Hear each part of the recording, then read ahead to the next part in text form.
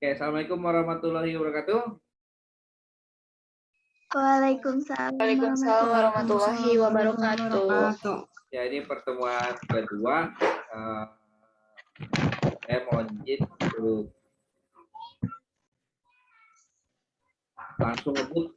Kalau boleh, kita ngebut aja. Ngebut dalam artian hari ini harus tuntas mengenali diri sendiri. Kira-kira cocoknya di penelitian seperti apa? Supaya nanti setelah dari pertemuan ini kalian sudah mulai agak sedikit atau menjadi lebih terpicu lah untuk bagaimana nih menemukan apa yang atau mengawali penelitian itu seperti itu. Karena yang paling sulit adalah mencari awalan. Setelah mencari awalan sulit, bingung cara berakhirnya seperti apa. Itu sudah dipastikan ya. Itu. Ingat, setiap yang namanya awalan pasti harus berakhir. Jadi seperti hubungan. Kalau mau berpacaran, jangan berpacaran selamanya, itu dilarang ya. Itu harus diakhiri. Jadi tujuan pacar adalah untuk putus. Setuju ya? Saya rasa ya semua ya.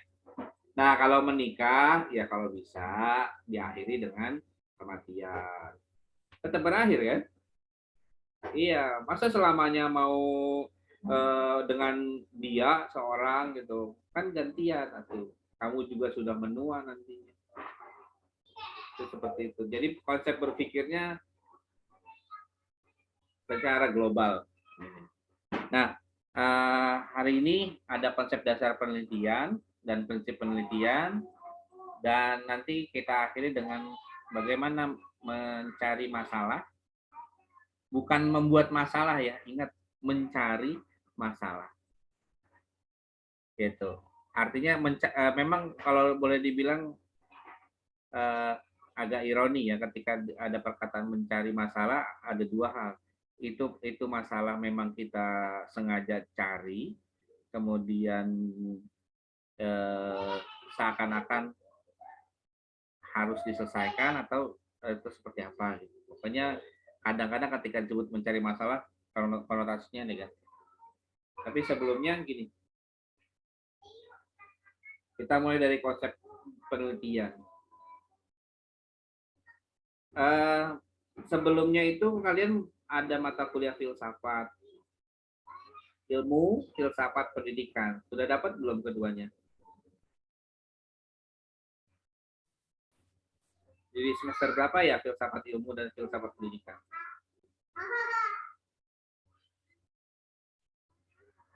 Ada yang ingat? Atau semuanya lupa? Semester 1 sama 2 deh, Pak, kalau nggak salah. Yang semester 1 apa? Semester 2 apa?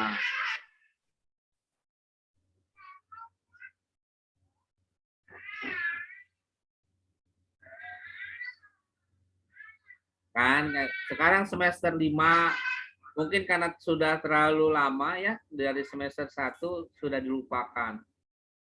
Kasihan deh itu filsafat. Saya coba ingetin lagi. Filsafat itu kalian akan tetap pakai sampai akhir hayat. Kenapa? Karena itu modal utama. Memang pada saat kuliah tidak menyenangkan karena terlalu banyak kita menguras otak. Itu. Tapi semakin kamu menguras otak, itu membuktikan bahwasanya kamu sebagai manusia.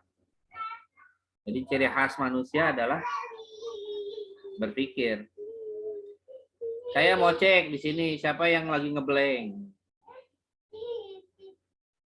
Ada?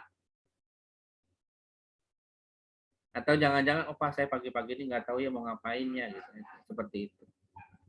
Ya seperti tidak ada arahan kejelasan dalam hidup. Nah itu tolong kalau bisa tidak ada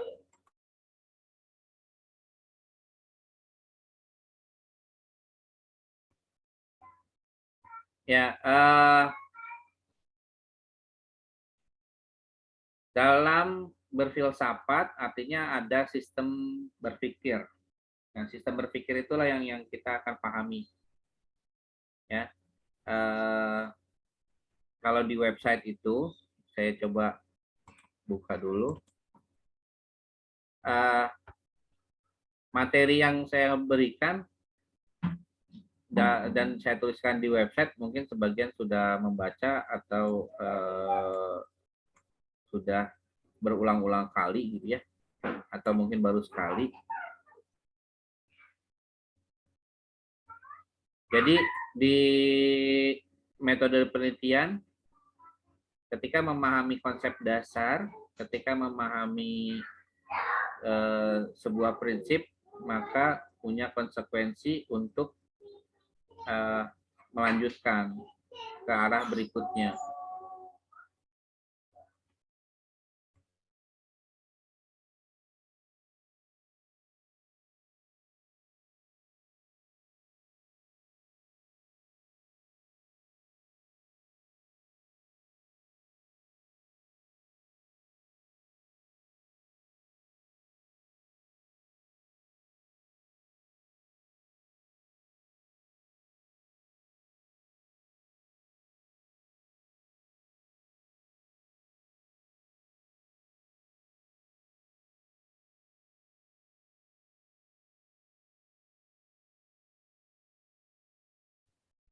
Di layar sudah kelihatan ya.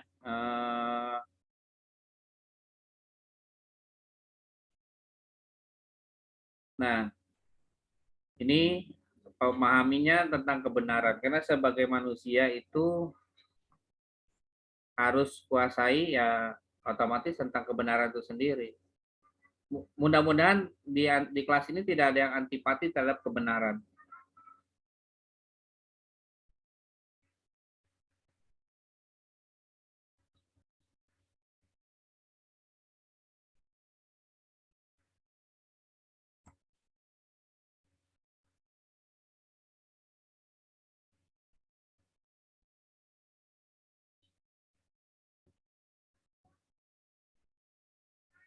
Ya, kenapa kita harus tahu tentang kebenaran ya? Nah, ini dia yang paling pentingnya. Ada 4 kebenaran. Begini,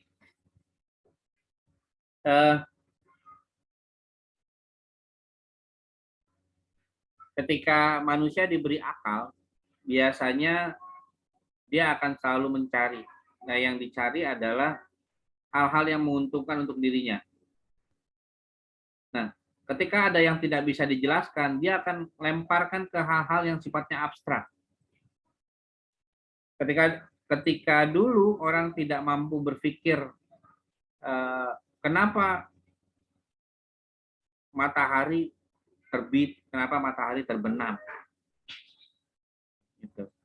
Dia akan selalu mengaitkan pada kebenaran-kebenaran yang sifatnya keyakinan.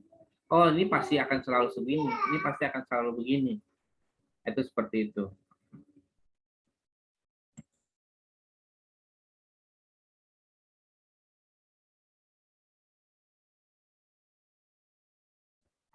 Nah, artinya ada kebenaran metafisik. Kebenaran metafisik ini adalah kebenaran yang sifatnya ya abstrak, nanti ada kaitan dengan agama sih sebenarnya.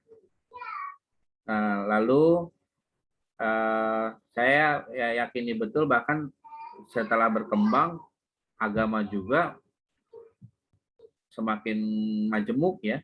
Padahal dalam sejarahnya adalah yang ditawarkan adalah tetap menuju ketauhidan itu sendiri gitu.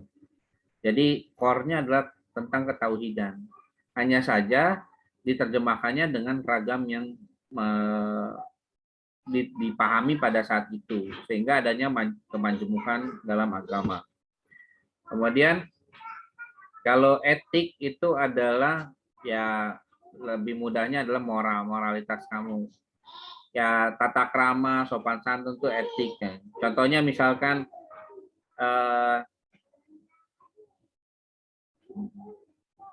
kalian butuh sendal untuk wudhu. Sementara sendal itu atau yang pemilik sendal itu sudah ada di dalam. Otomatis kan rasa-rasanya kalian jadi tidak bisa pakai. Nah, hanya saja yang luar biasanya yang saya temukan di sekitar saya adalah ketika sendal yang sudah ada di depan masjid dan mau dipakai oleh kita ya untuk mengambil wudhu, kita nggak usah izin. Kadang-kadang langsung pakai, udah wudhu terus balikin lagi gitu. Malah yang ada setelah dipakai karena dibalikinnya di tempat yang berbeda, orang jadi bingung. Si pemilik aslinya ya, si pemilik sendal aslinya orang jadi bingung. Nah itu yang diwaspadai, terutama nanti pada saat kalian mengajar di SD, di sekolah, itu hal-hal seperti itu sering kali terjadi. Minjam terus pulanginya tidak pada tempatnya, atau bahkan minjamnya, tolong ya, saya pinjam sendal nih gitu. Padahal nggak tahu ke siapa, belum juga dikasih izin gitu. Nah itu yang perilaku itu perilaku etik. Apakah itu dibenarkan? Nah ini dia nih yang seru nih. Artinya karakter ya yang akhirnya muncul ketika moral itu disiasati atau diakal-akali, ya ujung-ujungnya yang tadinya kebenaran bahwasanya setiap orang kalau mau meminjam sebuah barang dia harus mengatakan dan sampai diizinkan baru boleh dipakai. Ini karena ada upaya dalam tanda kutip menggampangi, jadi cukup teriak, saya pinjam sendal, pakai gitu. Dipakai, kemudian setelah dipakai ada yang dipulangi di tempat yang serupa, ada juga yang agak bergeser sedikit. Nah itu dianggap adalah ini diperbolehkan gitu ya. Sebenarnya bagaimana? Ya sebaiknya sih jangan. Bahkan beberapa sekolah yang sudah mengajarkan etika semacam adab ya, atau adab meminjam, itu ketika dilukai itu akan timbul kasus dihukum, dianggap mencuri. Itu pernah kejadian di Tangerang. Ya, anak SD kelas 3, temennya mau minjem sendal tapi nggak diizinin. Terus main pakai aja, ujung-ujungnya orang tuanya yang berantem langsung dibawa ke hukum. Nah, itu seru tuh pada saat itu. Tapi berujung karena saya adalah wali kelasnya, jadi saya maunya kekeluargaan dulu. Dan di Indonesia tuh serunya gitu, ujung-ujungnya harus kekeluargaan. Bagaimana supaya kekeluargaan, jadi nilai kemanusiaannya yang diangkat. Nah, sementara untuk logika, nah ini mungkin kalian yang hobi dengan berpikir logis ya. Mudah-mudahan kalau perempuan jangan sampai senantiasa dicap sebagai orang-orang yang lebih banyak menggunakan perasaan, sedikit menggunakan logika. Ingat, kata sedikit bukan berarti tidak punya gitu. Ya artinya tolonglah dipakai juga logikanya, tolonglah dimanfaatkan, dioptimalkan, meskipun lebih cenderung perasaannya lebih peka dibandingkan logikanya. Artinya gini, menurut kamu menghukum anak yang bersalah itu logis atau tidak? Misalnya anak itu terlambat, hukumannya sesuai dengan aturan adalah harus menuliskan satu halaman potongan ayat di Quran. Menurut kamu tuh logis atau enggak? Gitu. Apakah terlambat ada hubungannya dengan menulis huruf pada ayat tersebut atau tidak? Makanya ini dipakai logikanya gitu. Kalau misalnya kamu punya wujud yang lain, misalnya ya supaya mereka terampil gitu, supaya mereka melakukan murojaah gitu dengan cara sambil menulis gitu. Kan otomatis ketika dituliskan, otomatis dia baca, kemudian dia salin ulang juga dia baca lagi, sehingga itu menjadi murojaah kan, meskipun dalam hati. Apakah itu dibenarkan atau tidak? Ya itu ukurannya kalian sendiri. Ya, jangan sampai nanti dipermasalahkan. Ada yang kalau di zaman saya ya, kuku panjang diketok kukunya. Disuruh begini, ayo silakan baris, lihat kukunya, dilihat kukunya. Ah, ini ada hitam-hitamnya, digetok pakai penggaris kayu. Nah, menurut kalian logis atau tidak ya itu silakan.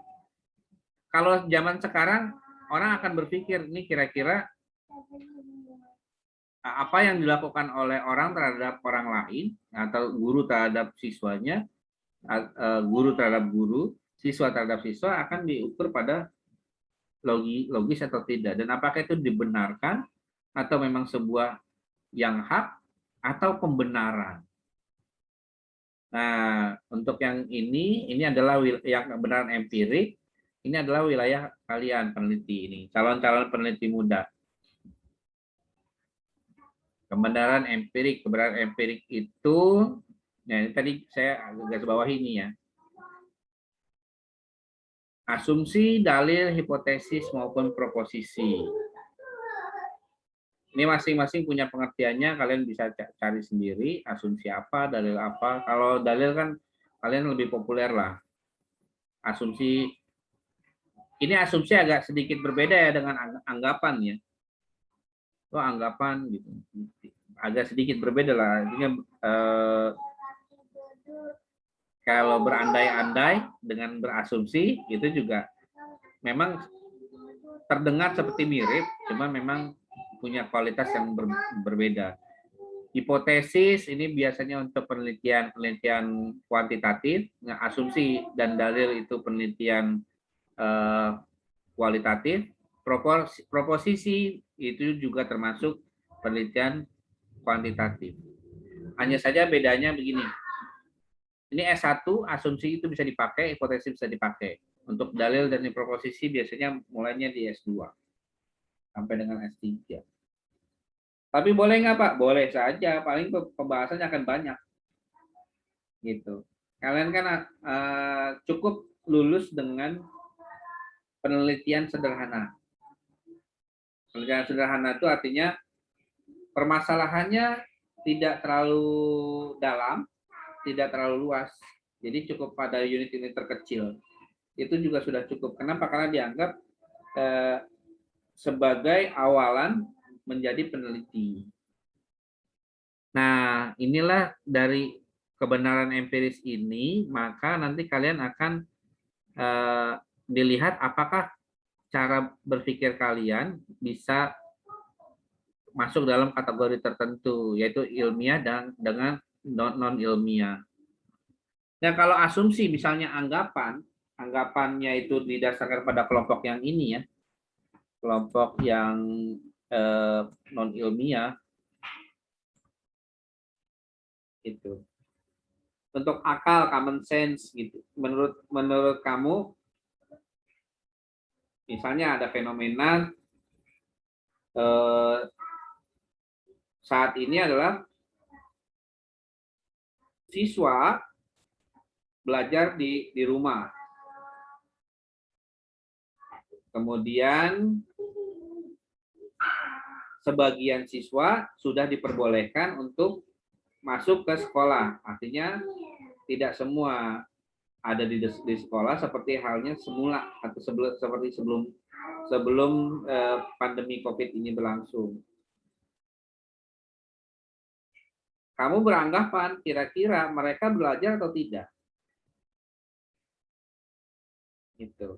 Lalu kamu akan melakukan penelitian berdasarkan anggapan itu. Nah, itu artinya perkataan kalian, Pak, kayaknya mereka tidak belajar deh. Tahu dari mana?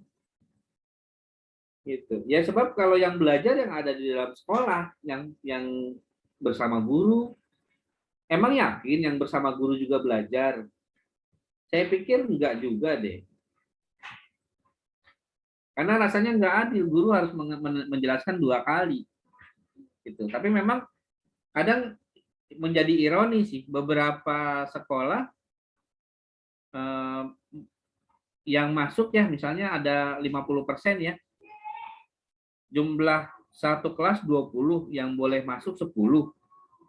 Kalau 10-nya hadir, 10 laginya ngapain di rumah? Ada yang modelnya di beda jam. Kalau di beda jam, emang gurunya kerjanya mau sampai kapan? Misalnya dalam sehari itu ada sekitar durasi 3 jam belajar. Otomatis karena ada 2 kelompok, 10 pertama dan 10 kedua, masa guru ngajar jadi 6 jam? Mau nggak kira-kira? Kalau itu kalian. Kalau semuanya bergabung jadi satu, ya, semuanya bergabung jadi satu, kalian kan cukup ngajar 3 jam. Karena ini dipisah jadi 2, kalian mau nggak ngajar jadi 6 jam? Saya tanya nih sama kalian nih, seumpama dikondisikan seperti itu. Ada yang mau berani jawab nggak? Kira-kira apa yang bisa kamu perbuat dengan kondisi itu?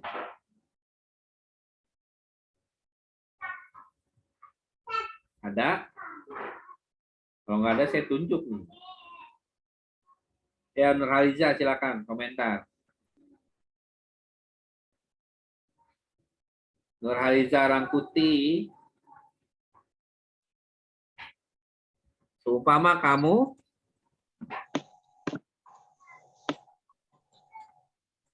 ya silakan, ada komentar? Mau nggak kira-kira? Belum tahu, Pak. Belum tahu.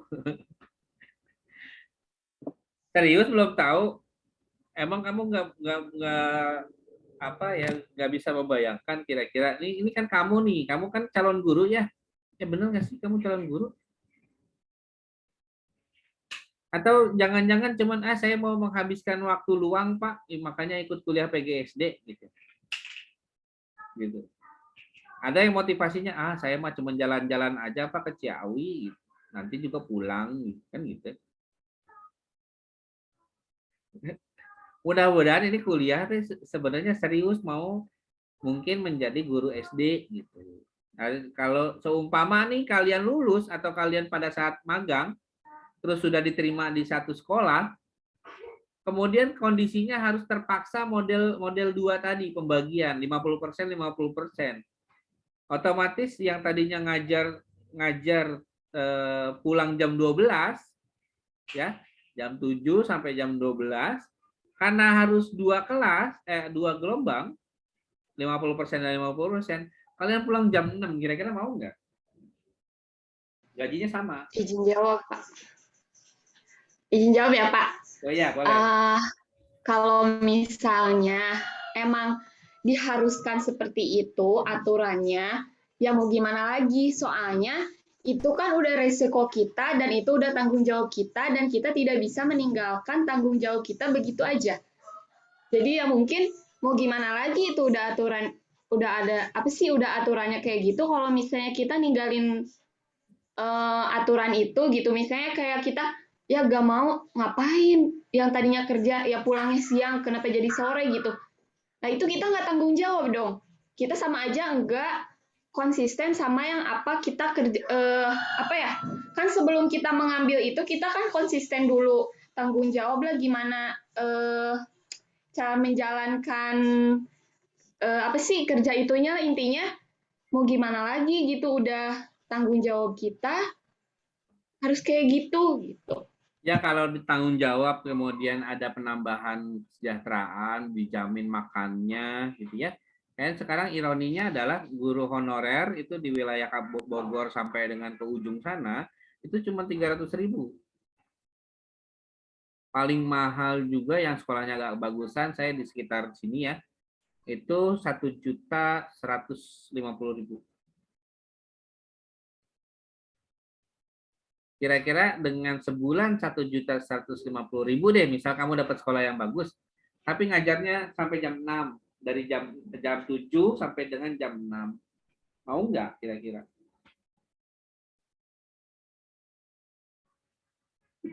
Jadi jangan bicara idealisme di sini.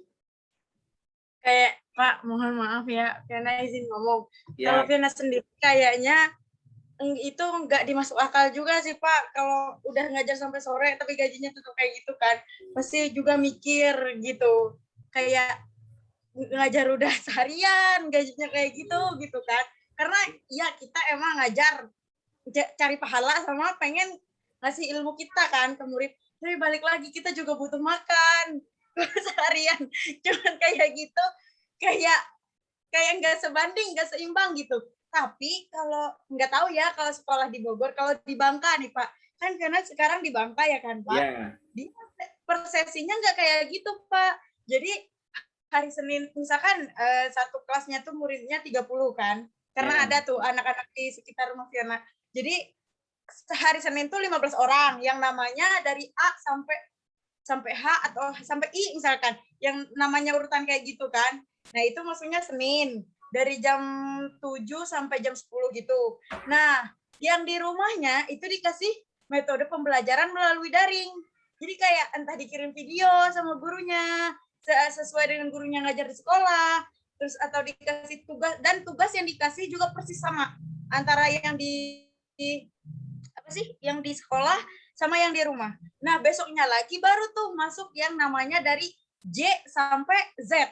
Nah, itu baru nanti yang namanya A sampai situ baru lagi, soalnya di sini juga apa sih, kayak sekolahnya atau dinasnya juga mikir gitu. Kasihan sama gurunya kalau harus ngajarin 2 kali gitu kan. Jadi kayak dibagi gitu. Hari ini ada yang offline tapi ada juga yang online, ada juga yang terus besoknya juga gitu-gitu sampai hari Sabtu.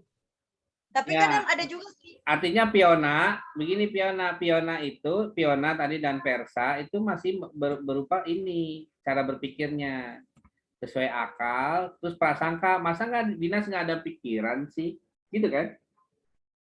Nah itu artinya cara berpikir saat ini di kelas ini diwakili oleh 2 orang itu masih pendekatan non ilmiah.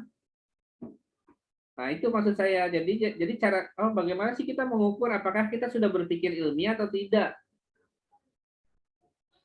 Ah, itu yang saya kejar dari tadi. Tadi benar kan disebut masa iya tidak dipikirkan gitu kan? Kamu mencoba berpikir kritis di sini ceritanya.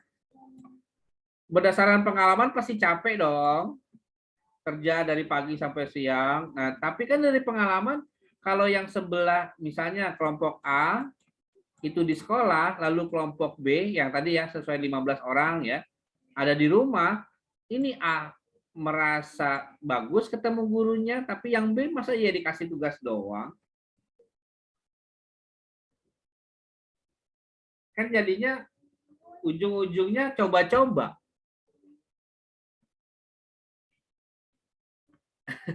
Ya enggak? Ini kira-kira bagus yang mana ya? Ya, itu seperti itu. Akhirnya yang disebut dengan kesamarataan pendidikan itu menjadi tidak ada. Itu kecuali memang ada penyusutan. Nah, ini sebenarnya kalau dari sini bagaimana langkah-langkah induktifnya?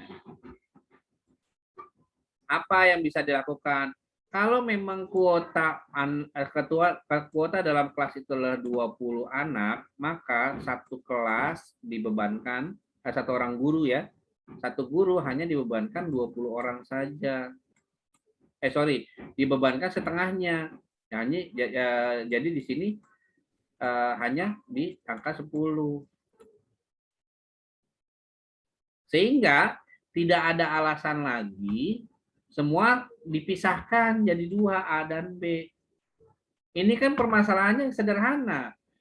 Di kelas itu terlalu banyak sehingga populasinya itu kebanyakan.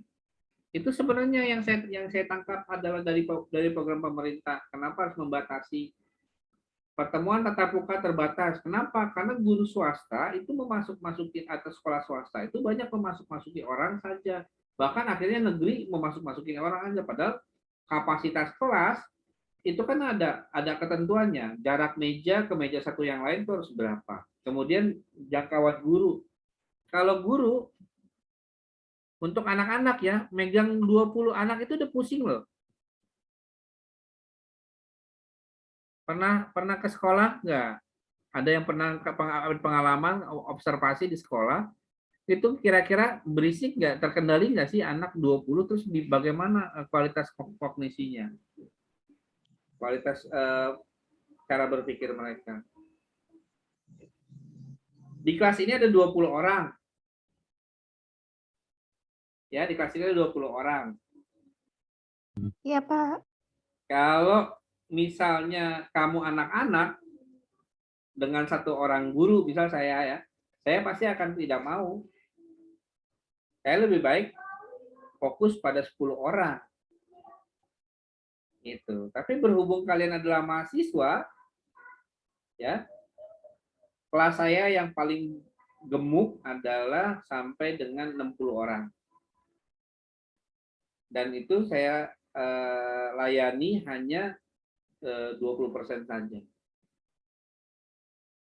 Gitu. Artinya kan setiap orang ada pendekatan, Pak saya nggak ngerti di sini, nggak semuanya bisa terjawab gitu. Artinya interaksinya dipertanyakan. Ini kan kalau kayak gini kan seakan-akan yang A pada saat tatap muka ini bagus, sedang sementara yang B ya biarkan aja lah, kan yang penting ada tugas. Ujung-ujungnya kembali ke masa pandemi di awal 2020. Bahwasanya dengan WA disebut pembelajaran daring. Setuju nggak? Ayo pembelajaran daring, ternyata gurunya cuma kirim WA. Kira-kira lewat WA disebut belajar atau tidak? Denisa.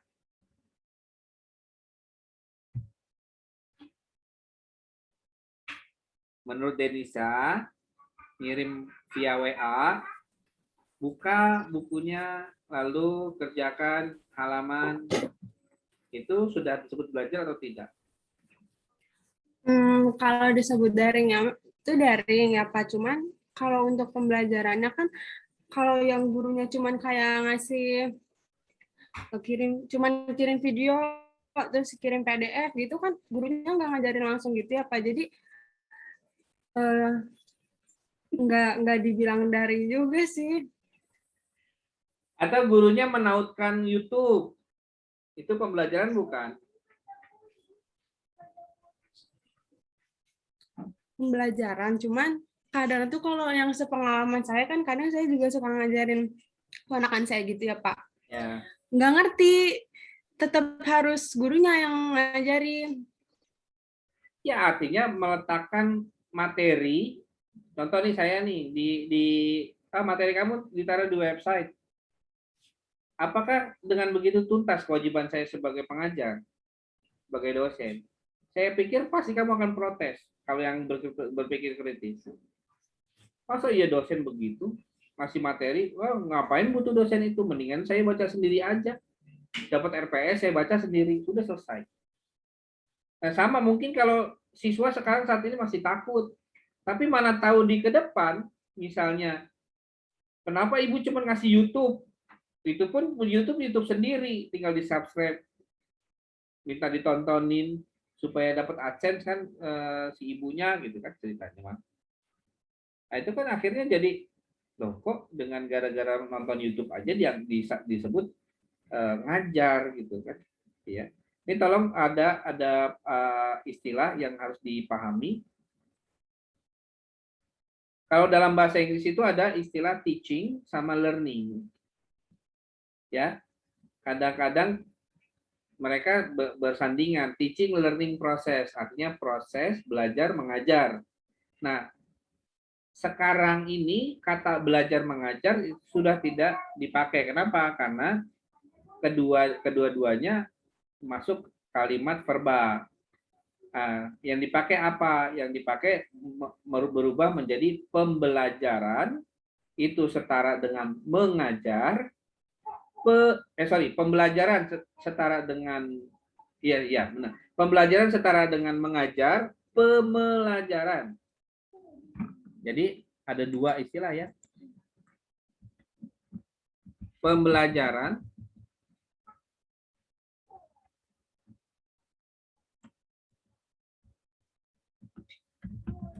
ini maksudnya adalah mengajar, atau teaching.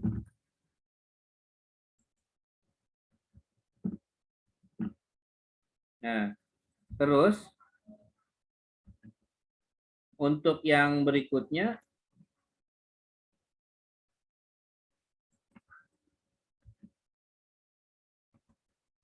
yaitu pembelajaran, yang artinya adalah belajar.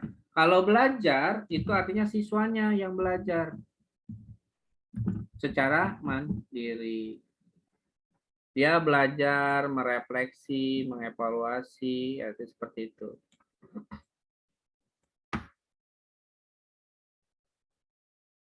Nah, sementara kalau pembelajaran, otomatis gurunya yang aktif. Nah, makanya tolong nanti di istilah-istilah, oh Pak, ada pembelajaran secara daring. Kalau pembelajaran secara daring, ya tolong atuh gurunya standby di depan, diajarkan. Nah, ini saya sambil contohkan bagaimana pembelajaran daring di mata kuliah metode penelitian. Caranya bagaimana? Bukan membacakan, tapi nih dicoret-coret nih layarnya nih, seperti ini. Ini ngajar ini namanya. Dicoret-coret lah. Ini saya sedang ngajar nih seperti ini. Nah, kenapa tadi saya sebutkan, oh ini coba-coba, ini segala macam. Nah, itu adalah proses saya mengajar. Dan ini yang disebut pembelajaran daring. Kalau ada oknum guru atau oknum dosen yang ya silakan dibaca ini PDF-nya, nanti silakan kerjakan tugasnya dikumpulkan, itu mah bukan pembelajaran, melainkan pembelajaran. Artinya ini dikasih materi, silakan belajar, jika ada pertanyaan ditanya. Nah, kalaupun ditanya kadang dijawab, kadang enggak. Kalaupun dijawab bukan berarti langsung sedang diajarkan, tidak, tapi hanya meluruskan atau memverifikasi, mengklarifikasi. Nah, itu dia. Atau berupa konfirmasi. Ya. Maka ada terminologi yang dipahami. Pak, bagaimana yang pendekatan ilmiah? Nah, yang tadi ini udah nih. Nah, ini dia. Kalau ini saya harus ajarkan juga. Pendapat otoritas adalah pendapat yang diberikan karena kekuasaan. Contoh, tadi Versa, jika seumpama dari sekolah mewajibkan seperti itu, harus belajar, harus ngajar dari pagi sampai sore, ya kita mau apa lagi Pak? Nah, itu namanya pendapat otoritas. Pasrah dengan keadaan yang memaksa. Tapi kata Fiona, ya Pak, itu mah tega banget. Masa ya dengan pendapatan segitu gitu. Ya saya sih tidak mau ideal dalam arti kata kalian ngajar sebagaimana. Pertama begini, kenapa pendapatan guru itu tidak lebih baik daripada mereka pendapatan yang di bank? Orang-orang di bank rasa-rasanya kerjanya hanya duduk, berdiri kalau ada pelayanan, lalu ngetik-ngetik. Sementara guru menyiapkan segala macamnya, bahkan menghabiskan waktu yang lebih banyak, tapi pendapatannya lebih banyak orang bank. Kan ironi ya? Gitu loh. Nah, itu seperti itu. Makanya kalau memang tertarik ya kita teliti aja kenapa orang bank. Ditambah lagi orang bank itu dapat uang dari mana? Kan dia nggak jual apa-apa. Kan seperti itu ya. Nah, nanti bagaimana kalian bisa mengetahui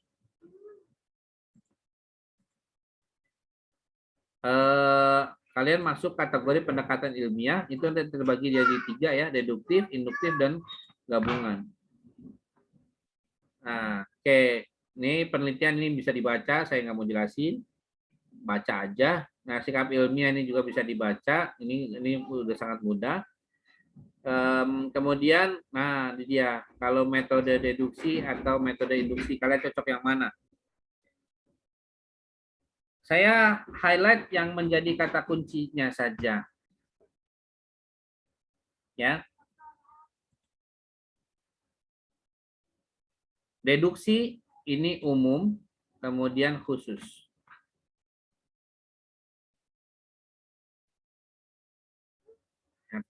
Artinya saya beri contoh di sini adalah ketika semua manusia bisa mati, kemudian dosen adalah manusia, maka kesimpulannya adalah dosen bisa mati.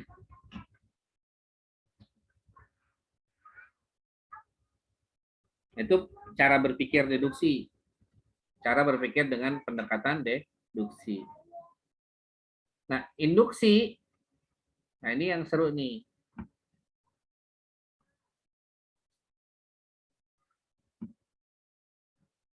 Misal ya, saya tidak pakai yang ini ya. Ini dulu, induksi itu adalah dari yang spesifik ke universal. Bukan umum ya, ingat ya. Ini bukan umum tapi universal. Universal ini adalah dipahami oleh sekelompok orang tertentu. Sekarang saya mau ngecek ke kalian. Tanpa contoh ini. Misalnya, Rizka pada saat kuliah menggunakan jilbab. Kemudian, Inggit pada saat kuliah menggunakan jilbab. Lisda pada saat kuliah menggunakan jilbab. Lalu, mahasiswa Unida menggunakan, artinya semua mahasiswa Unida menggunakan jilbab. Kira-kira kesimpulannya salah atau betul? Dengan tiga contoh tadi, tiga orang tadi, Inggit, Lisda, dan Eriska, yang ketiga-tiganya pada saat kuliah mengenakan jilbab. Diambil kesimpulan, semua mahasiswi, saya garis bawah ya, semua mahasiswi menggunakan mahasiswi Unida menggunakan atau mengenakan jilbab pada saat kuliah. Salah atau betul? Kalau dengan sistem pemikiran induksi sih benar, Pak. Iya, tapi kan kita nggak melihat yang lain kan, bahwasanya di Unida itu ada yang non-Muslim. Non-Islam. Tapi jilbab juga di non-Muslim kan boleh pakai. Yeah. Emang kenapa Kayaknya kalau dipakai sebentar, meskipun nggak rapi ya, kan kayak gitu. Emang kenapa? Kan ingat hanya pada saat kuliah. Saya tidak tahu kalau kalian di rumah apakah masih berhijab atau dibuka, kalian di jalan ada apakah masih atau tidak, itu saya tidak tahu. Yang saya tahu adalah pada saat kuliah saja, artinya ada waktu spesifik. Nah, itu cara berpikir induksi. Nah, tidak bersifat umum. Kenapa? Karena yang tadi, contohnya, yang mahasiswi non-muslim bagaimana? Nah, itu dia. Makanya sifat universalnya hanya, kan kalau ada multiversal, ada universal ya. Kalau universal hanya pada satu kesatuan tertentu. Kalau multiversal, nanti ada kesatuan-kesatuan yang sifatnya jamak. Itu seperti itu. Jadi jangan berkira universal tuh luas semuanya. Tidak, itu uni itu cuma satu. Uno maksudnya tuh. Ya. Artinya nanti ada universal dan ada multiversal. Itu seperti itu. Nah, sekarang saya mau ngecek sebelum lanjut untuk penjelasan berikutnya, saya mau ngecek kalian kira-kira punya pola berpikir yang seperti apa. Saya berharap sekarang di depan kalian ada sebuah kertas yang bisa kalian coret-coret dan ada alat tulisnya. Kalau yang belum ada silakan diambil dulu.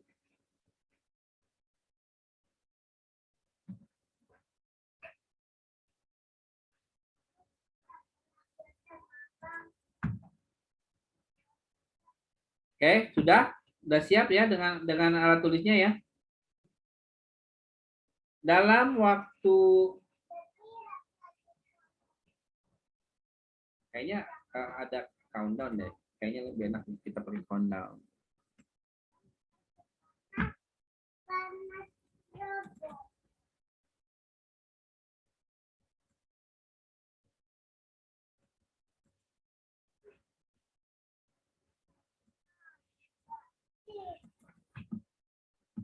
Ya, jadi yang kalian harus lakukan adalah menuliskan komentar. Ini dia nih, kelihatan ya di layar ya. Saya akan ngesetnya kira-kira kayaknya 3 menit cukup.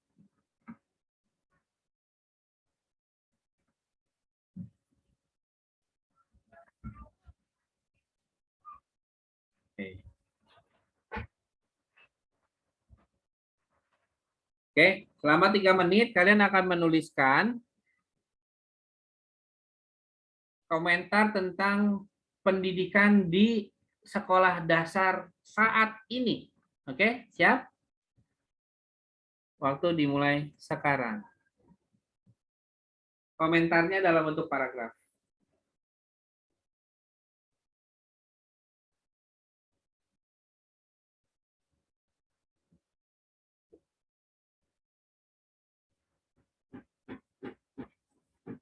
Tuliskan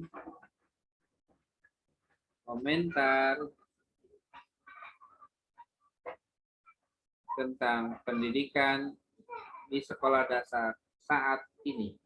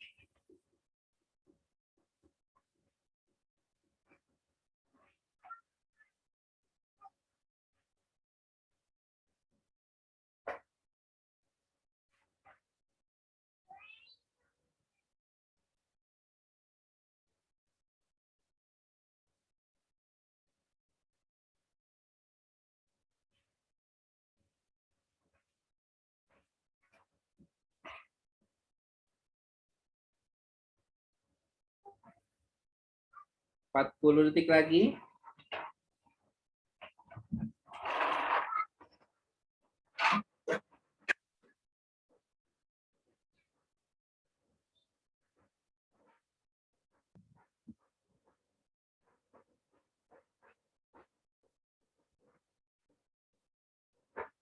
Dua 20 detik lagi.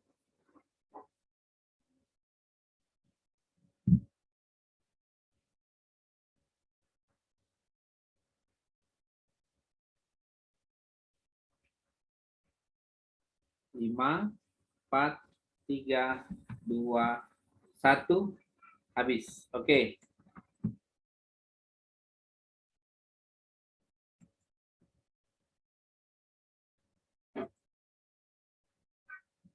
Nah, bagaimana mengeceknya?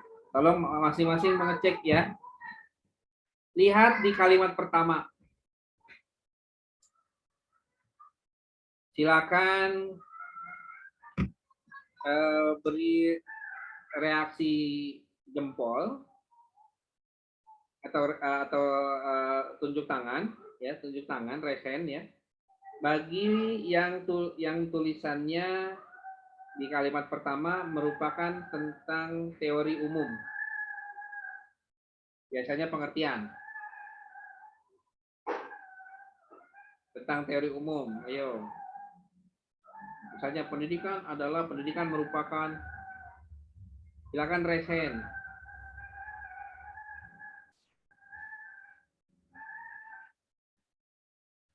Ada? Nggak ada, bersih nih. Tidak ada, Pak. Kenapa? Enggak, Pak. Sepertinya tidak ada, Pak. Nggak ada ya? Pak. Oke. Pak, mau tanya. Ya, Kalau Fiana. misalkan nyebutnya tuh di sekolah dasar terdapat banyak siswa. Itu umum apa khusus umum kan, Nah, Pak? kamu yang menilai dong. Kamu menilai dong, menurut kamu itu umum atau khusus? Teori umum atau khusus? Kamu yang mengukur diri sendiri. Karena begini, setelah ini kalian harus mandiri, mampu mengukur kualitas diri. Karena penelitian ini kalau misalnya harus dibimbing terus sama dosen, nanti siap-siap akan diombang-ambing dalam penelitian kamu sendiri. Kamu akan mendapati kualifikasi khusus dengan penelitian masing-masing. Nah, kalau misalkan tidak ada yang umum, maka pertanyaan berikutnya, adakah yang menyebutkan hal-hal spesifik di kalimat pertama? Resen, silakan.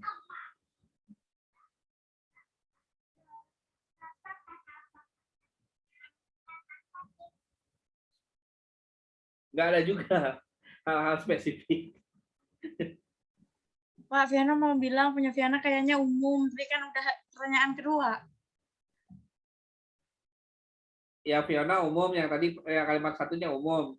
Ya, oke, yang lainnya sekarang di pertanyaan kedua dulu. Pertanyaan kedua. Yang pertanyaan kedua adalah kalimat pertama menyebutkan hal-hal yang spesifik. Biasanya ada antara lain, koma, koma, koma. Ada nggak?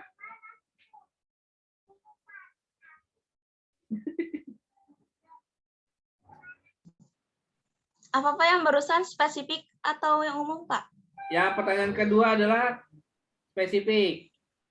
Spesifik yang misalkan bla bla bla, koma gitu, Pak. Iya, misalnya antara lain, koma, koma, gitu. Ada nggak? Nggak ada juga. Wah, hebat nih. Udah yang masuk ke spesifik. Oh, Linda masuk yang spesifik. Oke. Ya. Pertanyaan ketiga.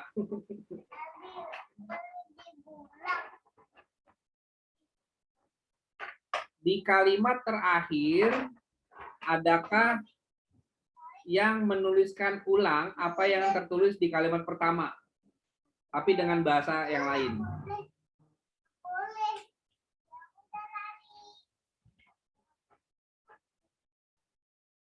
Oh, tadi siapa ya? Tadi resen nggak kelihatan. Ada yang resen juga. Rasika dan Al-Fatma itu menuliskan ulang kalimat pertama dan kalimat terakhir. Anissa. 4 orang di sini. Oke. Ada lagi nggak? Jadi cuma 4 orang ya. Versa juga. Oke. Oh, ada lagi. Ini jangan sampai diada-adakan ini. Ini yang sesungguhnya, karena ini harus mengenali diri sendiri nih. Supaya nanti kalian itu akan cocok di metode penelitian apa. Jadi pokoknya hari ini harus menentukan kalian menggunakan pendekatan yang mana, pendekatan penelitian yang mana. Ya, pertanyaan pertama tadi adalah, ya ini berarti ada 6 ya, saya lock ya, ada 6 orang. Saya, ya, kok berubah jadi 5. Oke, silakan diturunkan tangannya. Oke. Pertanyaan pertama itu adalah mereka-mereka yang kualitatif. Jadi kalau misalnya diawali dengan kalimat umum,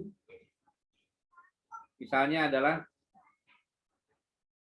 pendidikan di sekolah dasar umumnya dihadiri oleh anak-anak usia rentang 7 tahun sampai dengan 13 tahun. Nah, itu berarti umum. Lanjut, diceritakan lagi. Nah, kalau yang khusus, biasanya sekolah dasar saat ini harus melaksanakan kegiatan sebagai berikut. Titik 2. Ya, sebagai berikut. Pembelajaran tatap muka terbatas, mampu memanfaatkan teknologi, untuk koma lagi. Nah, itu yang kedua itu adalah untuk mereka-mereka yang kuantitatif. Nah, sementara yang ketiga, yang mana harus diulang, artinya kamu punya potensi untuk metode gabungan, metode campuran antara kualitatif dan kuantitatif. Jadi yang pertanyaan pertama itu adalah deduksi, pola pendekatan deduksi. Yang kedua adalah pola pendekatan induksi. Yang ketiga adalah pola gabungan. Nah, karena yang pertama dan kedua juga, yang pertama Piona ya, yang kedua Lisda. Sementara ada juga yang lain yang belum menjawab. Jadi kalian tuh nulis apa sebenarnya? Tidak tunjuk tangan. Kayaknya bingung, Pak.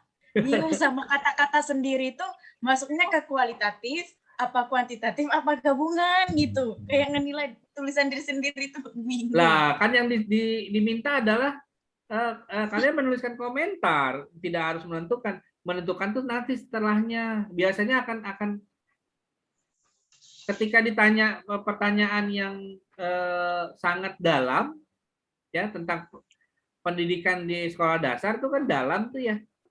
Itu dia akan menjawab dengan karakter diri masing-masing. Itu seperti itu. Nah, kalian tuh masuk mana gitu? Kalau tidak mampu membedakan, jangan-jangan belum kenal diri sendiri. Banyak-banyak istighfar. Ayo. Ingat loh, kalau tidak cocok pada pendekatan tertentu, biasanya akan mendapati banyak hambatan. Motivasinya bermasalah, minatnya bermasalah, gitu. Itu seperti itu. Jadi makanya kenapa ditelusuri dulu cara berpikirnya. Cara berpikirnya deduksi atau induksi, atau keduanya. Nah, kenapa di Indonesia ada keduanya, kalau di luar negeri mah tidak ada. Kenapa? Karena rata-rata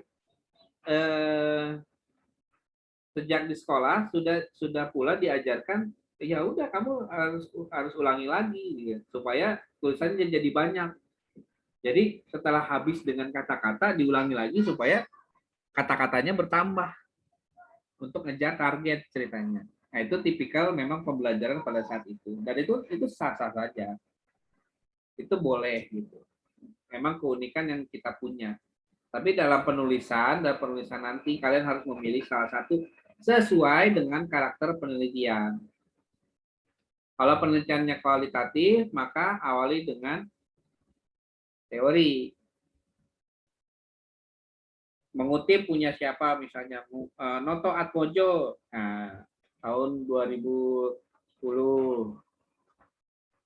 Ya, itu di kalimat berikutnya, di kalimat keduanya, ya apa yang kamu pahami dari perkataan Noto Atmojo? Nah, itu ciri dari tulisan skripsi dengan pendekatan kualitatif. Nah, sementara kalau tulisan dengan yang pendekatan kuantitatif, langsung disebut angka biasanya. Atau langsung disebut di kelas terdapat 10 orang siswa yang hadir dalam pertemuan tatap muka terbatas. Langsung dijelasin dalam 10 orang tersebut terdiri atas 5 orang laki-laki dan 5 orang perempuan. Udah langsung bermain yang detail, baru ditutup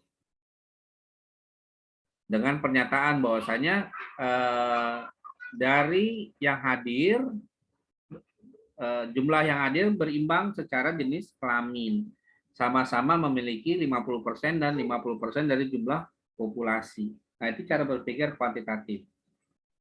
Kalau yang gabungan kebetulan kita akan ada banyak.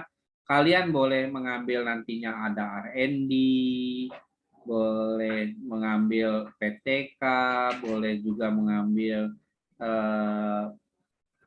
dengan deskriptif gitu. Tapi deskriptif analisis ya. Itu seperti itu, dan deskriptif analisis itu baca papan informasi, baca grafik. Nah, itu seperti itu. Tapi lebih didominasi pada kalimat-kalimat deskriptif. Ini yang nggak ada nih bagaimana ya? Yang nggak masuk golongan tertentu. Ayo. Caranya boleh diulang-ulang lagi, Kalian nanti kamu lihat deh di tugas yang lainnya yang sudah pernah dikerjakan. Sebenarnya saya masuk kategori yang mana? Apakah saya boleh menentukan sebagai dosen? Tidak boleh. Yang harus menemukan adalah diri kamu sendiri. Saya garis bawahi, diri kamu sendiri. Ya. Nah, kadang-kadang itu orang boleh berubah. Pada saat ini saya lagi moodnya di bidang kualitatif. Tiba-tiba ada mood. Tapi kalau usahakan tidak pakai mood ya. Difokuskan aja pada satu hal. Itu. Jangan banyak-banyak. Kenapa jangan banyak-banyak? Karena nanti akan mengalami kebingungan. Nah, karena saya harus mengajarkan mata kuliah metode penelitian, otomatis saya harus menguasai ketiga hal tersebut. Adapun kecenderungan saya adalah pada kualitatif. Kecenderungan ya. Tapi bukan berarti yang lainnya tidak boleh saya kuasai. Boleh saya kuasai. Hanya saja nanti pada saat penulisan saya akan lebih nyaman pada kualitatif. Nah, makanya pada saat saya kuliah, skripsi saya itu yang pertama adalah menggunakan metode gabungan di S1, S2-nya adalah metode kuantitatif. Kalau S3-nya kemarin saya ajukan kualitatif, tapi memang belum bisa berangkat. Itu aja. Karena ya harus keluar lah gitu. Nah, artinya dari tadi pemahaman yang tadi bagaimana cara mengerjakannya itu mudah-mudahan jadi bekal nih. Tolong yang kuantitatif, kualitatif itu dipahami. Oke, untuk yang sudah ada boleh dicari-cari apa sih kuantitatif, apa sih kualitatif, itu boleh dicari-cari untuk memahami. Tapi nanti pun juga saya akan menjelaskan. Hanya saja nanti tolong bagi kamu yang sedang dijelaskan tentang kualitatif, yang kuantitatif tolong ikut juga menyimak supaya nanti oh ini bedanya, oh ini persamaannya, itu seperti itu. Nah, selanjutnya adalah bagaimana sih menentukan permasalahan penelitian. Kalau tujuan dan fungsi penelitian, saya yakinlah kamu bisa gitu. Bisa membaca maksud saya.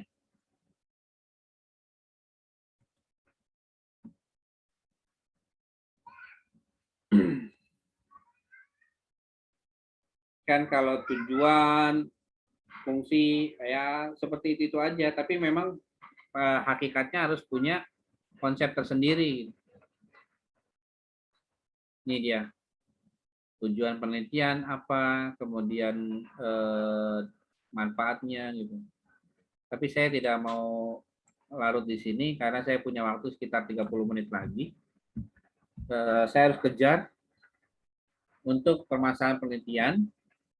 Bagaimana sih menemukan masalah? Nah, kalau sudah tahu deduksi atau induksi, maka kalian harus punya pola pikir atau sistem berpikir.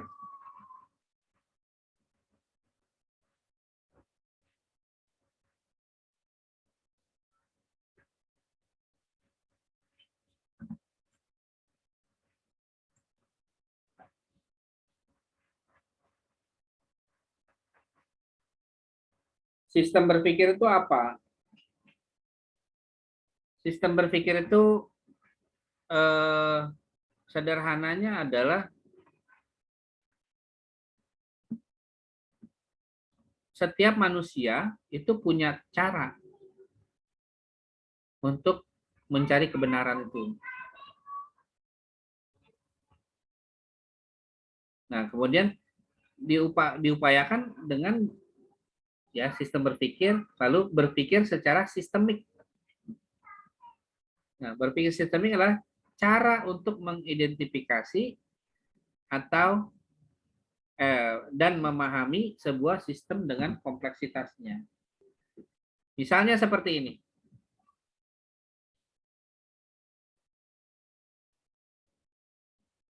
Saya yakin betul bahwasanya setiap kamu memiliki masalah dengan handphonenya sesekali waktu. Entah itu udah mulai lola karena memori kepenuhan,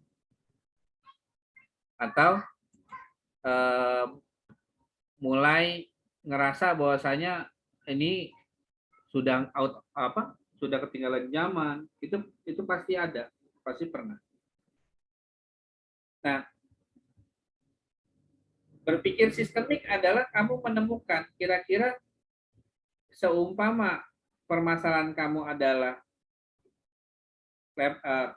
HP kamu lola, kamu mencari solusinya bagaimana? Apakah dibiarkan saja atau dilarikan kemana? Atau kamu perbaiki sendiri? Nah, itu yang harus kamu temukan. Makanya berpikir sistemik itu, ya, ini. Nah, untuk menemukan akar masalah. Oh, ternyata HP jadi lola karena banyak grup di WA. Banyak yang posting. Kemudian ada juga banyak status gitu. Akhirnya memenuhi memori. Nah, itu dia. Lalu bagaimana cari solusinya? Ya silakan. Ada solusi kan ada banyak. Boleh kamu ke teman kamu yang ngerti. Boleh juga kamu perbaiki dengan cara lihat-lihat di internet. Boleh juga beli handphone baru. Nah, tuh. Boleh juga kalau tidak bisa beli handphone baru, minta tolong pacar belikan handphone baru. Nah, itu kan seru. Kalau nggak dibeliin handphone baru kita putus. Kan seru kan? Ya enggak. Kapan lagi itu? Mumpung. Atau ngambek ke orang tua. Ini saya tidak bisa kuliah ini gitu. Ada mata kuliahnya Pak Yabuy gitu kan. Jadi saya kena salah entar. Udangan itu ya. Pokoknya ya entahlah kayak gimana caranya itu. Handphone udah jelek. Ya, iya, kalau handphone jelek silakan didandani gitu ya, kasih foundation ya, kasih lipstick gitu ya, pakai blush on. Nah, jadi kan cakep ternyata handphonenya. Apakah menyelesaikan solusi? Tidak, justru tambah rusak kalau yang kayak seperti itu. Ya, silakan cari solusi. Nah, karena penelitian itu gini, kalau kalian sudah bisa menemukan masalah, menemukan akar masalah, otomatis janganlah mencari jawaban di luar dari masalah yang tadi. HP-nya lola, nah kan permasalahan tuh. Tapi cara penyelesaiannya adalah minta tolong pacar. Apakah solusi? Ya solusi, tapi dengan HP yang baru, gitu kan. Tapi apakah HP yang lola tersebut sembuh? Ya enggak. Justru yang dicarikan solusinya adalah bagaimana HP yang dipunya memiliki performa yang baik.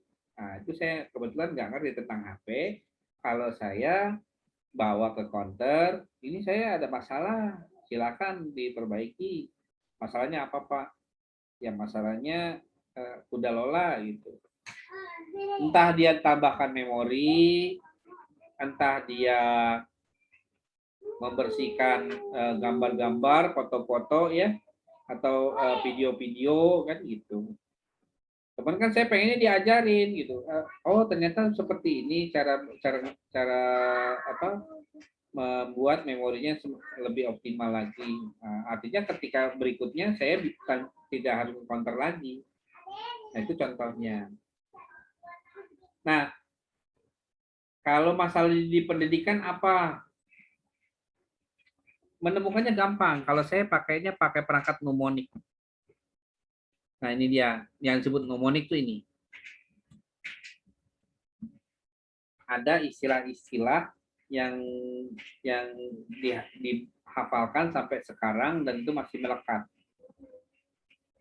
Saya mnemoniknya menggunakan si Adi demen babi. Kan kalau orang-orang pada umumnya akan ngajarkannya ada 5W 1H. Kalian udah hafal lah 5W 1H itu apa gitu. Kalau saya pakai si Adi demen babi, artinya begini. Saya punya urutan. Kenapa harus dari siapa? Ya, siapa, apa, di mana, dengan apa, mengapa, bagaimana, bila mana.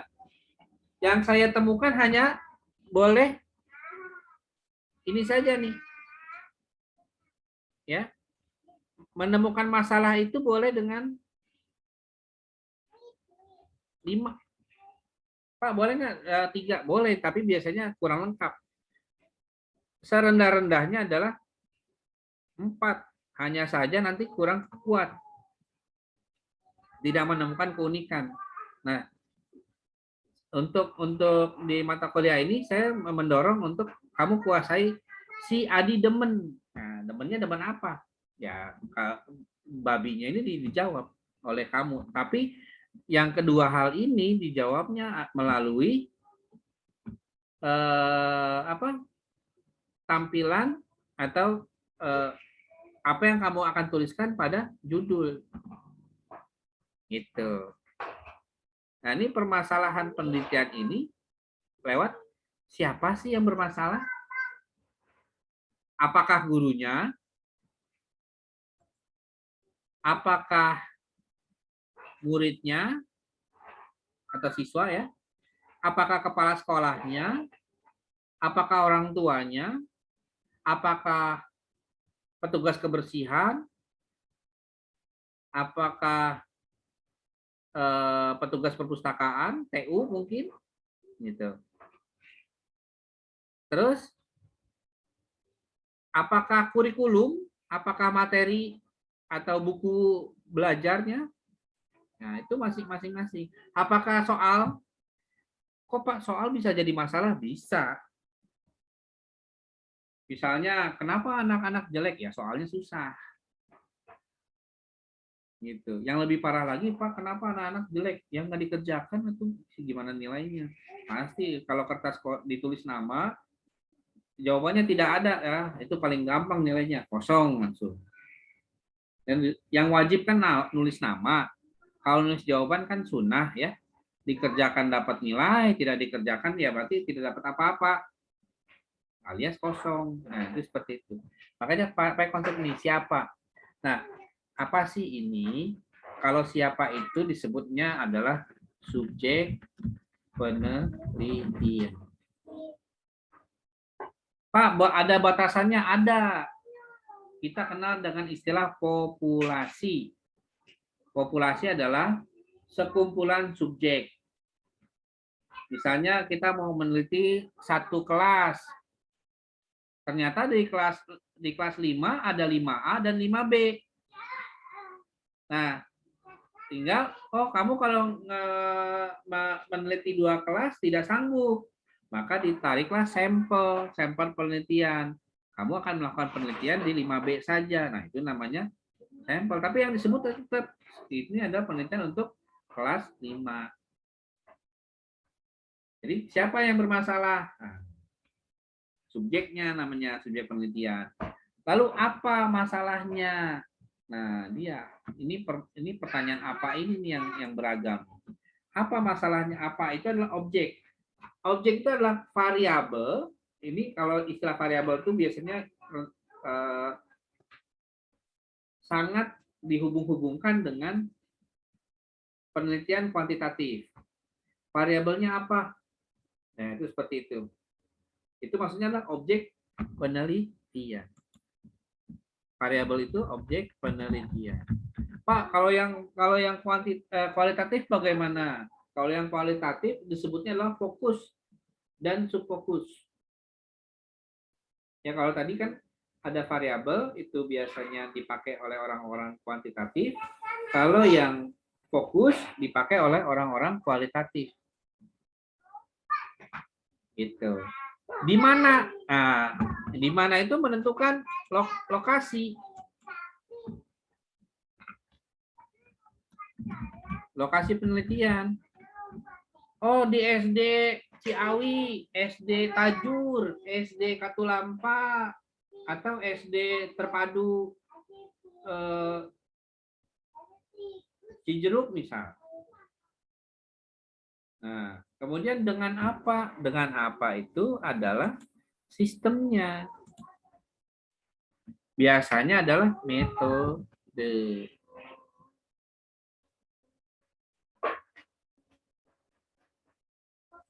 Ya, contohnya seperti ini. Kualitatif. Untuk kualitatif nih ya. Saya tulis di sini. Siswa itu subjek penelitiannya. Objek penelitiannya adalah perlu hadir dalam kelas tepat waktu. Di lokasinya sekolah. Kemudian dengan apa? Nah, itu yang menjadi masalah. Ini kita mau pakai yang mana? Gitu. Atau misalnya diubah siswa fokusnya apa? Yaitu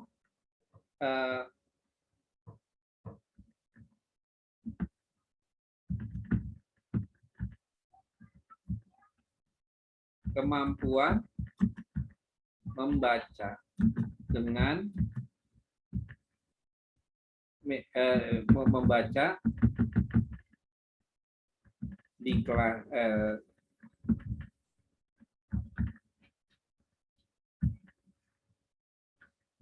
dengan metode rapid reading. Ya, metode membaca rapid sih.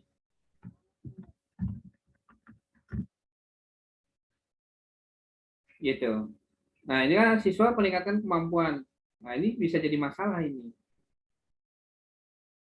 Oh, kan yang dianggap adalah, oh jangan-jangan belum pernah ada nih yang melakukan untuk peningkatan baca dengan metode rapid.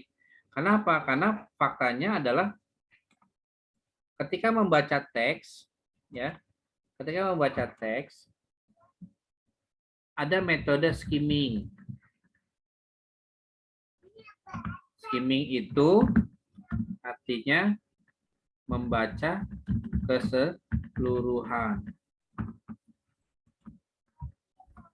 Ada metode scanning. Itu membaca informasi tertentu. Nah, lalu yang rapid apa? Kalau rapid itu membacanya sangat cepat. Pernah nggak disuruh baca? Nah itu dia. Silakan membaca dalam waktu 10 menit. Oh, padahal yang dibaca halamannya banyak. Nah itu dia. Tab. Apakah akan terbukti meningkatkan kemampuan baca? Nah itu kan jadi pertanyaan penelitian nantinya. Nah, bagaimanakah? Nah, kenapa harus membaca rapid? Ya, ini bukan rapid test COVID ya. Ini artinya buat membaca teks gitu ya. Kenapa? Di sini pertanyaan, mengapa harus membaca rapid? Nah, ya untuk memahami cerpen. Itu seperti itu. Nah, jadi mengapa? Ya untuk memahami cerpen. Makanya menggunakan yang ini. Lalu bagaimana dirumuskan menjadi pertanyaan? Gampang. Pakai kata bagaimana, langsung aja. Bagaimana siswa dapat meningkatkan kemampuan baca dengan teknik, ya, metode atau teknik rapid untuk memahami, kelihatan nggak sih? Cerpen. Bagaimana siswa dapat meningkatkan kemampuan baca dengan teknik rapid untuk memahami cerpen? Nah, itu seperti itu. Itu jadi pertanyaannya. Nah, untuk di judulnya seperti apa? Tambahkan kapan. Yaitu langsung diubah. Mulainya dari mana? Peningkatan kemampuan membaca siswa kelas 5, ya kan? Kelasnya ada, 5-nya ada, untuk memahami, dengan teknik kelas 5, dengan teknik rapid untuk memahami cerpen. Nah, inilah judul kamu. Nah, itu begitu caranya. Makanya dengan si Adi demen babi itu permasalahan penelitian dapat, pertanyaan penelitian dapat, judul juga langsung dapat. Lalu bagaimana menyelipkan bila mana teknik cerpen ya pada semester 2. Udah selesai. Atau pada saat PTM terbatas. Atau ganti lagi. Atau pada saat pembelajaran daring. Boleh pembelajaran home visit. Boleh pembelajaran touring. Makanya bila mana tuh bebas mau kapan. Oh, yang udah ada ternyata pembelajaran daring ya, kita ganti yang lain. Oh, PTM. Itu aja sih sebenarnya. Mengganti-ganti itu saja. Sejauh ini ada pertanyaan kah?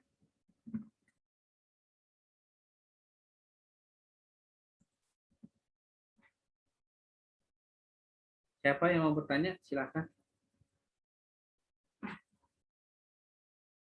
Kalau tidak ada pertanyaan, saya nanya. Biasa. Bapak izin bertanya. Ya, silakan Denisa. Berarti yang tadi perangkat mnemonik itu bisa jadi acuan buat nyari judul gitu ya, Pak? Iya. Oke, terima kasih. Intinya kalau saya kenapa nyebutnya mnemonik? Mnemonik itu adalah kalian juga boleh ya. Kayak misalkan susunan tata surya, bagaimana membuat mnemoniknya? Ada MV, MVB, nah, kadang-kadang gitu. Itu mnemonik. Kadang bagaimana mengetahui jumlah hari dalam 1 tahun? Kan bisa pakai tangan. Tangan saya gede banget nih. Kan di sela-sela itu ada ini kan ya, ada yang menonjol dan ada yang cekung gitu kan? Itu seperti itu. Ini Januari, Februari, Maret. Nah, yang nonjol-nonjol ini 31. Nah, ini juga perangkat mnemonik jadinya. Jadi mnemonik itu adalah istilah yang digunakan oleh seorang guru, seorang pengajar untuk memberi kemudahan pada peserta didik. Nah, saya menggunakan metode penelitian ini untuk mencari masalah, sekaligus merumuskan pertanyaan penelitian, sekaligus sehingga muncul judul penelitian. Itu seperti itu. Kan lucu kalau misalkan si Adi demen babinya apa? Udah kejawab tuh semua sampai dengan judul penelitian. Nanti kan di semester 7 kamu harus membuat 3 judul untuk diajukan ke prodi. Nanti prodi harus memilih yang mana yang akan disetujui. Nah, artinya kamu sudah punya daftar judul penelitian yang akan sesuai dengan karakter diri kamu sendiri. Gitu. Artinya kamu melakukan judul penelitian, tapi kalau tidak ada dosen pembimbingnya kan bingung juga tuh dosen tuh kaprodi tuh. Kasihan, masa iya kamu bikin penelitian tapi nggak ada yang bimbing gitu. Kenapa? Karena di Juanda tidak semua dosen bisa semua penelitian. Hanya spesifikasi khusus. Ya kalau saya disuruh untuk membimbing di bidang matematika, saya nggak mau. Kenapa? Karena kajian saya kajian bahasa. Gitu. Atau kajian budaya. Kebetulan tulisan-tulisan saya tidak jauh dari 2 hal itu.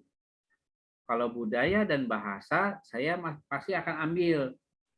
Nah, itu tujuan Kaprodi ngumpulin judul tuh untuk menemukan nih kamu cocoknya di mana, lalu ada dosen pembimbingnya nggak yang mau. Nah, itu dia. Tapi kalau punya, misalnya nih, satu kelas ternyata matematika, lah Pak Laude pasti akan mikir, siapa ya yang saya mau ambil? Nah, makanya dalam satu kelas juga kudu beda-beda. Kalau misalnya mau tentang kelas, manajemen kelas, nanti siap-siap perebutan sama dengan teman-teman dari MPI. Itu juga tuh, hati-hati tuh makanya tuh. Ya. Ada pertanyaan kah? Ada pertanyaan lagi? Nggak ada? Kalau nggak ada, berarti saya yang nanya nih. Pertanyaan saya adalah, silakan gunakan metode si Adi demen babi untuk mendapatkan 3 hal, yaitu masalah, pertanyaan penelitian, dan judul. Yang saya minta adalah temukan 2 hal yang menjadi kegelisahan kamu dengan si Adi demen babi.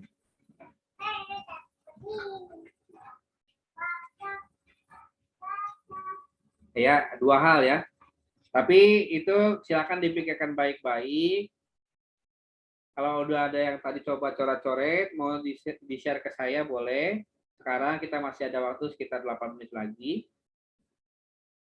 Tapi kalaupun ini nanti yang tugas yang pertanyaan saya tadi, kamu boleh jawabnya dengan cara dikumpulkan. Ya, pertanyaan yang tadi itu pertanyaan saya. Ada yang masih kurang jelas kah? Instruksinya jelas? Bapak, Tadi nggak kedengeran Pak yang masalah, terus apa lagi Pak, dua lagi. Masalah, kemudian pertanyaan penelitian, Dan judul. dan judul. Jadi si Adi demen babi untuk satu, si Adi demen babi yang kedua. Nah, masing-masing si Adi demen babi ada masalah, ada pertanyaan, ada judul. Dan tolong itu jangan lupa ya, kalian harus fokus pada apa yang kalian tadi sudah putuskan. Pakai pendekatan gabungan kah? Pendekatan induksi kah? Nah, itu dia makanya. Jadi jangan sampai nanti tiba-tiba ketemu masalah, malah misalnya nih, kan tadi saya jelaskan ya, kalau yang kuantitatif pakainya variabel, kalau yang kualitatif pakainya fokus untuk pertanyaan apa. Nanti pada saat ditanya, ini variabelnya apa? Pak, mohon Pak, saya kualitatif. Oh iya udah, fokusnya apa? Kayak kan enak gitu. Kalau ditanya variabelnya apa? Padahal saya ngetes. Variabelnya ini Pak. Loh, kamu emang apa? Itu kadang-kadang biasa lah, ngetes-ngetes sedikit. Oke? Ada yang mau coba di-share gak? Gitu. Ada kegelisahan. Nah, itu gitu. Gelisah sedikit pakai si Adi demen babi.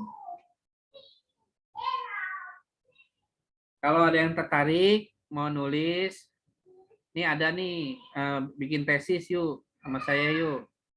Kebetulan di saya ada teman-teman S2 yang lagi pusing, lagi konsul ke saya. Mereka sanggup bayar 1.500.000. Ada yang tertarik nggak?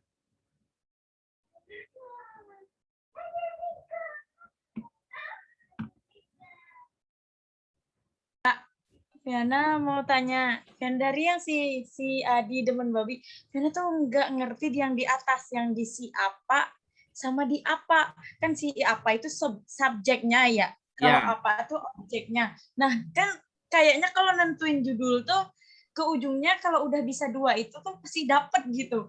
Nah yang dua itu tuh gimana tadi tuh kayak agak ngeblank gitu Pak. Langsung fokus. Tentukan siapa, si-nya itu harus satu orang, siapa itu harus satu kelompok ya. Mau gurunya saja, mau orang tuanya saja, mau siswanya saja. Oh, Gitu. jadi kayak nentuin orangnya gitu. Misalkan Fiana mau ngelakuin penelitian, siapanya Fiana mau ambil guru nih.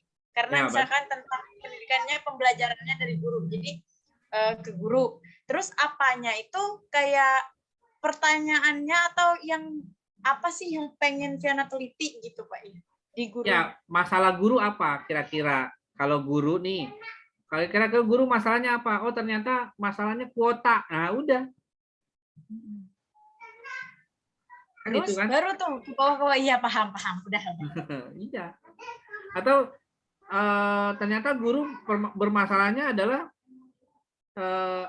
jarak, tidak bisa terlambat karena jarak, bisa kan? Atau jadi apa yang melekat pada guru itu apa? Kayak misalkan melekat pada guru berarti kan motivasi kerja, motivasi mengajar, ya kan? Atau boleh juga kalau melekat pada siswa entah hasil belajarnya, itu juga melekat. Itu seperti itu. Nah, tapi gini, kata siapa saya tidak membatasi pada orang saja, ya.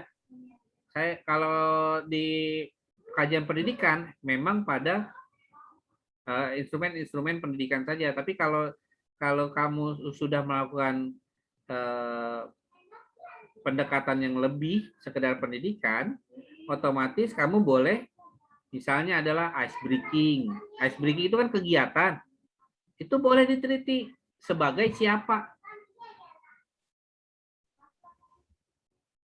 Materi PTS, atau itu PTS itu UTS lah gitu.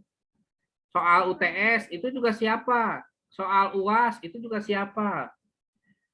Kurikulum 2013 itu juga siapa? Kebijakan sekolah itu juga siapa? Jadi tidak terbatas pada orang. Kalau di Indonesia memang terbatas pada orang. Kata siapa tuh. Tapi kalau dalam penelitian si Adi demen babi ini tidak mesti orang. Apa yang menyederhanakan siapa ini adalah mereka-mereka yang mampu memberikan informasi. Kan kalau kurikulum banyak tuh informasinya. Nah, itu kan dia mampu beri informasi. Korban Rauda, pencegahan anak dari korban intimidasi, pencegahan anak dari korban kekerasan fisik, bullying, dan yang lainnya. Inti korban bencana juga intinya di Apa sekolah Triana? Malang ini hak-hak anak terpenuhi, anak tidak ada lagi pembulian. Kirain apa Triana? Ya jadi kalau untuk apa, ingat ya, apa itu sesuatu yang melekat pada siapa. Jadi siapa dulu yang dijawab. Itu makanya berurutan. Itu tidak bisa kamu menjawab berikutnya kalau tidak menjawab dari pertama. Ini siapa yang mau saya sedih? Hati-hati nih ya, banyak sekali yang menjadi kebingungan gara-gara siapanya ada dua.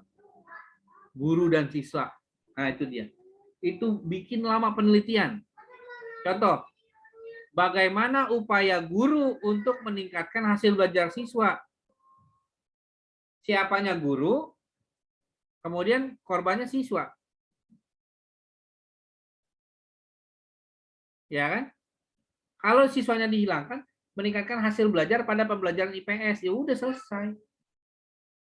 Nah, siswanya dijadikan sebagai bukan siswanya yang bermasalah, tapi hasilnya sebagai apanya gitu. Ya, itu jadi tolong nanti ini banyak sekali yang di sebelum-sebelumnya itu pada keliru, akhirnya siapanya ada dua. Ingat siapa itu hanya satu gitu. Bahkan nih untuk disertasi sekalipun meneliti satu orang itu boleh. Lucu kan? Meneliti kok cuma satu orang. Itu boleh. Misalnya Rasika mau meneliti Fiona gitu. Fiona kenapa harus ke Bangka gitu? Rumah saya di sini. Gitu. Pokoknya harus begitulah kira-kira. Kan kamu kamu kuliah di Juanda, harusnya di Juanda dong. Sebentar lagi kan luring. Segera ke sini. Oh, belum dapat izin dari orang tua. Itu kan jadi jawaban kan? Mau luring kalau tidak dapat izin kan nggak bisa juga. Sementara harus ngasih belajar, makanya nanti tetap ada online juga. Capek lah saya. Online juga, ini juga. Makanya saya bilang, kalau mau luring, luring. Kalau mau daring, ayo daring. Pilih salah satu, jangan mendua. Kan tidak enak kalau diduakan. Ya, sudah jam 10 nih. Kalau gitu mudah-mudahan kalau ada pertanyaan silakan disampaikan saja via yang lain. Kita akhiri dengan baca hamdalah. Alhamdulillah.